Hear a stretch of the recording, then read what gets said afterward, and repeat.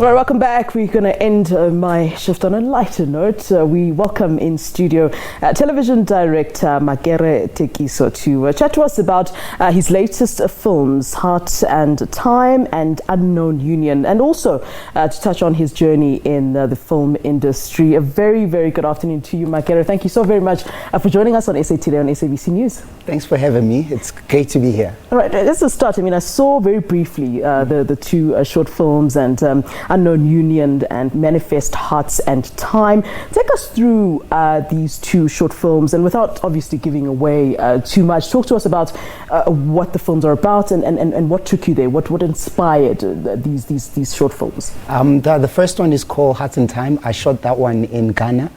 So it's based on the song. It's called Menoa. The funny thing about both films, they deal with love. So they deal with compassion, they deal with heartbreak, they deal with the chaos that you find in the world. And also I kind of used a very different medium in a sense that they're slightly a bit more abstract than your normal film. So they're primarily aimed at like your film festivals, like your European market, like people who just interested in primarily I would say more left field side of the art. Mm-hmm. And because I've done a lot of like TV shows and like very linear kind of content. So this is the first time I was like, here's a nice canvas. Let me paint whatever I want to paint. Yeah. And the topics is love. All right, and then the other movie, Unknown Union? Unknown Union, funny enough, is also about love. It's also about like conflict where you're dating somebody and when it's time for commitment, like at the beginning there's always like like everything is going nicely. When it's time to commit, brother man, yes. Yeah, they're having a bit of conflicts. Then on the side, then there's a guy who comes in, who's showing the lady love that she's not getting from home. Yeah. Then there's an open-ended to it where you actually as the viewer, you decide who she must pick, either pick this guy or pick the other guy. So yeah. We're playing some of the footage here on our screen, and I mean, this is all so well shot, and I mean, there's always sort of skepticism, I suppose, when it comes to African filmmakers, but then when they get that recognition from overseas, then suddenly South Africans are going, oh, wait a minute, there's this Makere guy.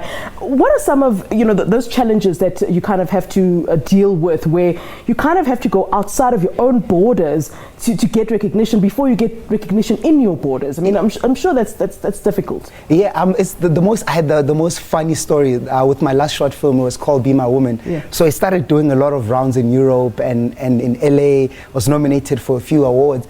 And I'd been out in South Africa for some time. So the minute I got nominated, like I had some international nominations, everybody's like, oh, congrats, we knew that you're so great. And so I remember telling somebody, I'm like, it's been out for some time. Yeah. It's just that now, which is actually some sort of like an issue I have. I think we just need to learn to validate ourselves and see greatness amongst ourselves instead of always looking for outside validation. Where now, because I'm on CNN or I'm in LA, it's like nothing has changed, like there's so many beautiful stories on the continent, there's so many great artists, there's so much greatness that we have here, and I think sometimes we all just need to see that. Yeah, what I know about your work is that you always incorporate other parts of Africa, which I love. Yes. And I mean, with this xenophobic, what's been called xenophobic violence coming from South Africa, has that made things difficult for you in terms of working in other countries to be like, hey, I'm not that guy, I've always, incorporated other parts of Africa, or have things changed in any way, or it's still sort of the same for you? I think for me, even as a country, I think we all acknowledge as South Africans, no country is perfect. Yeah. And, and I had to go through a phase where I had to learn to re-love myself as a South African.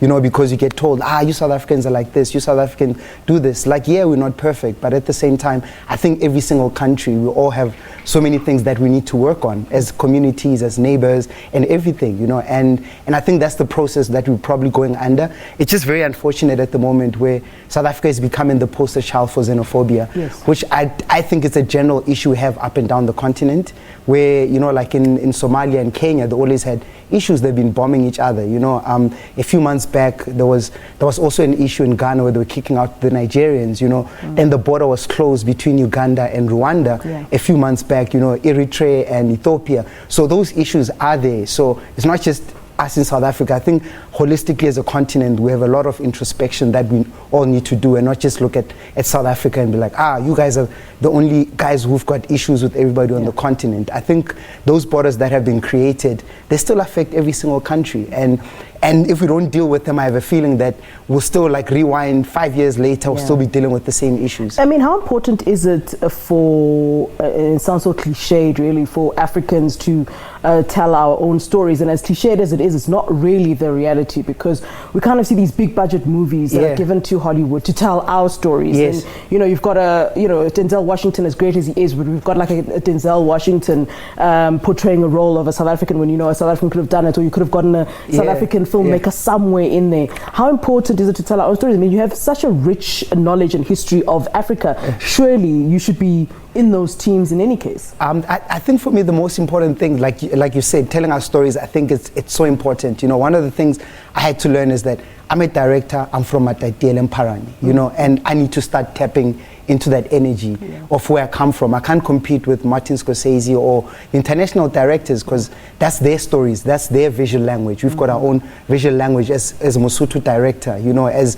Motswana, as Mzulu, and all those things. And also, to answer your second part of the question, I think for us, there's also a lot of introspection we need to make as a country, because we need to fund those stories. Because whoever brings in the money from outside, they're the ones who are going to dictate how the stories are being told.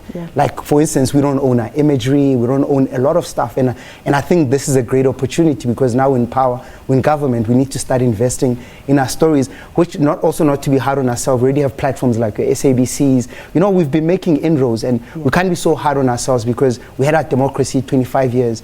And even now, when I go back home to Matatiele, I'm seeing, like, in the rural areas, big houses are coming up, you know, roads are improving, electricity. It's not going to happen overnight. And I think there's that progression, especially now with technology and us becoming more self-sufficient. It's allowing us to tell those stories where we don't depend so much on anything. Even as a director, personally, I don't believe I have to go to Hollywood to make it.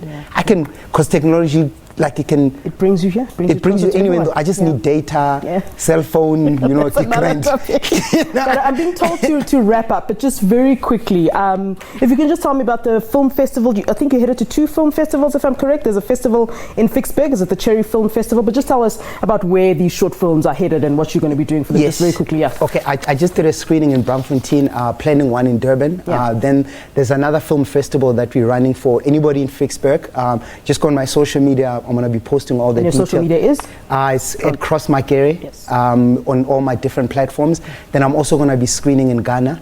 And right now I'm just going through the phase of just submitting to different festivals, looking for different distribution channels internationally and locally. All right, Makere, thank you so very much for being with us in studio. I see that Dankie Shiva t-shirt. I'll keep that, it's a private joke, we'll keep it to ourselves. But in any case, thank you so much for being here with us, talking to us about his 2 short films. Please do support Unknown Union and Hearts and Time, both films by Makere Thekiso. Well, moving on then, the Methodist Church